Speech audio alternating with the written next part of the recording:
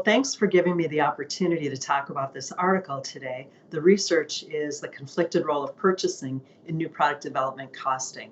It came out of a larger project that Wendy, Tate, and I conducted for CAPS research. What we were really looking at in the larger project is what are the roles and responsibilities of purchasing within organizations for cost management and for cost savings. So during the time that CAPS sponsored this research, Tom Choi was leading CAPS. So we'd like to acknowledge CAPS and thank them for their sponsorship. Because CAPS sponsored the research, we had really good access to a number of CAPS members, and we were able to talk to a number of people within the organizations, as well as find people who were from different industries and sort of different levels of sophistication. So in the process of conducting the study, one of the things that stood out for us was that purchasing had responsibility for cost savings, both during the new product development process, as well as ongoing year-over-year cost savings. And while they were in the new product development process, they were on a team and there was joint responsibility. But once that process was over with, purchasing had sole responsibility, or at least primary responsibility in most cases, for the year-over-year cost savings. So we could feel that there was some tension because of that, and that's really what this report, or what this paper looks into, is what is that tension between the ongoing role and the new product development role. We used mid-range theory building approach, and we applied agency theory to help us understand the way that purchasing conducted itself as an agent representing the company, both within the company and outside of the company, to its suppliers. We also applied information processing theory to help us understand the different mechanisms within the company that were used to share information, both during new product development and then afterwards when purchasing was responsible for cost savings by itself. So the big research project that this came from, we conducted 12 case studies. So we used a classic approach of really finding the cases where companies were doing an excellent job in cost management in a variety of settings. In all of the cases, we used multiple interviews, and we usually talked with at least 2 people from purchasing in different roles. In almost all the cases, we talked with somebody in finance, and there were also situations where we were able to talk with people in manufacturing.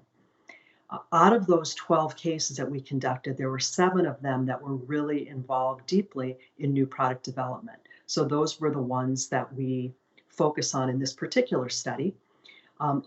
Either all of the cases were either recorded and transcribed, or we had multiple people taking notes during the case study process. We did both within case analysis to really develop an understanding of how each organization's overall cost management processes worked. And then we also did between case analysis to help us really see what the patterns were among companies. We used in vivo software, and all of the cases were coded by multiple people. And we came up with some really interesting results. And that's what Wendy Tate is going to talk to you about next. So what did we find? Due to goal incongruence between new product development and ongoing savings initiatives, purchasing may act in its own best interest, and in this paper we call that passive opportunism, rather than in the best interest of the organization or the team. So it's quite interesting. And in this case, purchasing is responsible for ongoing cost savings, and no other function really has this accountability. We also found while doing this research that there is a period of delay before cost savings are recognized after a new product launch. So not allowing for purchasing to take credit for savings is what is actually creating this issue.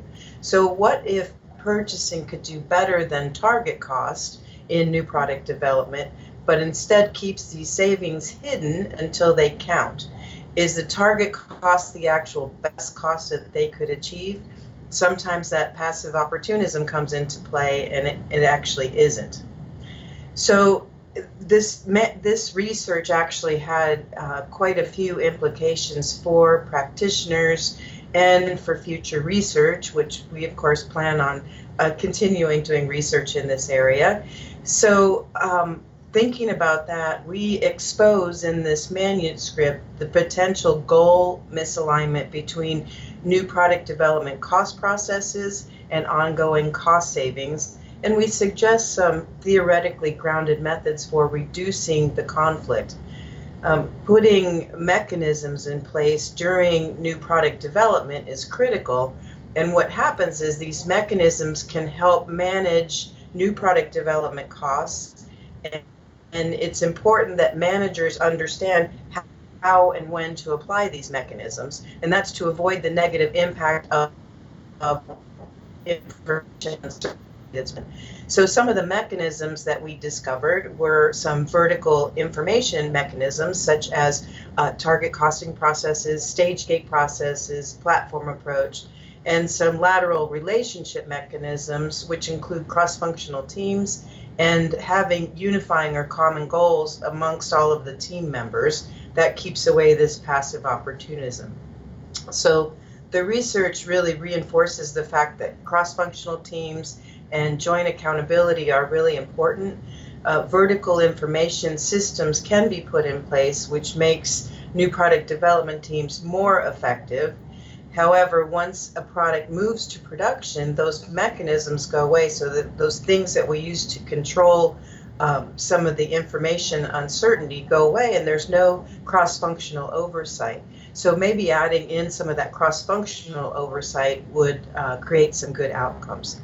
So information uncertainty in NPD increases potential passive opportunism by purchasing, which can negatively influence costs. Striving for the best possible price upfront in the design phase is the right thing for purchasing to do, but it makes the ongoing savings very challenging. And how can a manager actually reconcile this? You need to be able to improve the goal congruence between the new product development team goals and ongoing goals.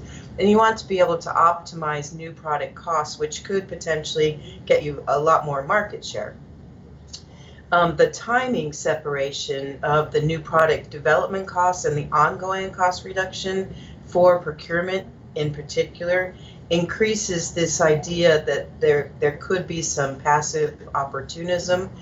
It also increases the new product development costs. We just need to give credit when credit is due, and we might think about, putting in different processes in place, maybe counting some cost avoidance or putting different processes in place to give that credit when it actually happens.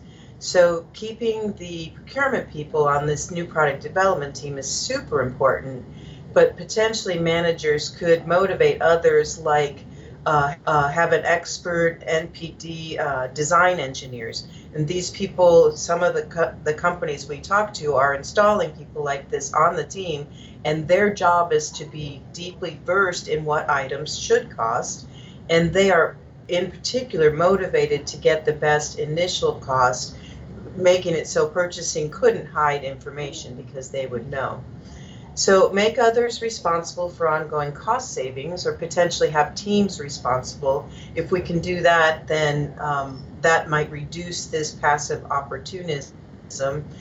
And really think about, should ongoing or year-over-year cost savings be the responsibility of a single individual? And just kind of a word of caution here, as we install more mechanisms or put more formalization in the new product development process, we might stifle creativity and innovation. So we need to be really careful to have a good balance of the different control mechanisms and learn to manage how to apply those appropriately without stifling that innovation. So the research was super interesting. We found out all kinds of things, and hopefully this will lead you to go out and read the manuscript.